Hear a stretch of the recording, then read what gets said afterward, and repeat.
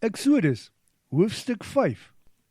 Daarna het Moses en Aaron na die Farao gegaan en vir hom gesê, dit is wat die Here, die God van Israel sê, jy moet my volk laat gaan, want hulle moet 'n fees vir my hou in die woestyn.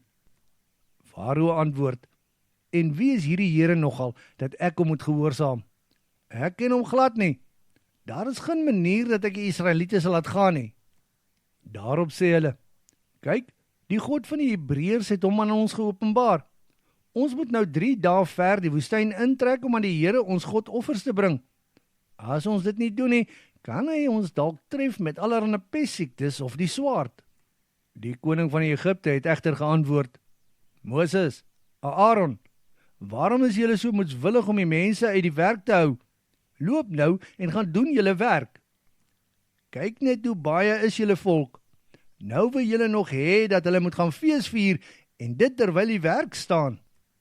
Op daardie selfde dag het die Farao die slawedrywers en toesighouers ingeroep en beveel, moenie meer strooi aan hierdie volk gee om die bakstene mee te maak nie. Nee, laat hulle self strooi gaan soek. Julle moet ook nie die hoeveelheid bakstene wat hulle moet maak verminder nie. Elke dag moet hulle steeds die hoeveelheid bakstene maak wat hulle in die verlede gemaak het. Kyk, hulle is net lui om te werk, daarom dink hulle verskonings uit soos, laat ons toe om te gaan offer vir ons God. Sorg dat hulle hard werk. As hulle besig gehou word, sal hulle nie tyd hê vir allerlei leunstories nie. Die slawedrywers en toesighouers het toe vir die volk gesê, dit is die bevel van die Farao. Kyk, van nou af sal daar nie meer strooi aan julle gegee word nie. Julle moet self gaan strooi soek. Tog soek ek elke dag dieselfde hoeveelheid bakstene as in die verlede. Die volk het die hele Egipte deurgegaan op soek na grasstoppels wat hulle kon gebruik in die plek van die strooi.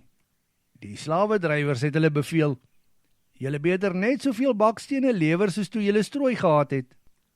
Die Farao het die toesighouers oor die volk laat slaan.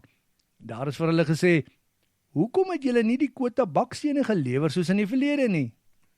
Die toesighouers van die Israeliete het die Farao gevra, hoekom behandel u ons so? Daar word nie meer strooi aan ons gegee nie, en tog word dieselfde hoeveelheid bakstene verlang. Dit is u mense wat verkeerd optree, maar ons wat geslaan word. Die Farao antwoord toe, julle is net lui. Lui sê ek vir julle. Daarom soek julle verskonings om nie te werk nie, deur te sê, laat ons toe om aan die Here te gaan offer. Terug werk toe. Daar sal beslis nie aan julle strooi voorsien word nie, maar julle beter sorg dat julle kwota bakstene gelewer word. Die toesighouers oor die Israeliete het besef dat hulle diep in die moeilikheid was toe daarin hulle gesê is, julle beter sorg dat julle kwota bakstene gelewer word. Op pad terug van die Farao af, het hulle vir Moses en Aaron teëgekom. Hulle sê toe vir Moses en Aaron, mag die Here sien wat julle aan ons gedoen het en oordeel. Vir wat het julle ons by die Farao in onguns gebring? Nou het hulle 'n swaard in die hand en hulle gaan dit gebruik. Daarop het Moses teruggegaan na die Here en gevra, hoekom het u my gestuur? En hoekom doen u dit aan die volk, Here? Kyk, van die oomblik dat ek die eerste keer met die Farao gepraat het, word die volk net nog slegter behandel. Tot nou toe het u die volk nie verlos nie. Die Here het Moses geantwoord, jy sal sien wat ek aan die Farao gaan doen. Met 'n sterk hand sal ek hom dwing om julle te laat trek. Ja, ek sal hom met 'n sterk hand dwing om julle uit die land te jaag.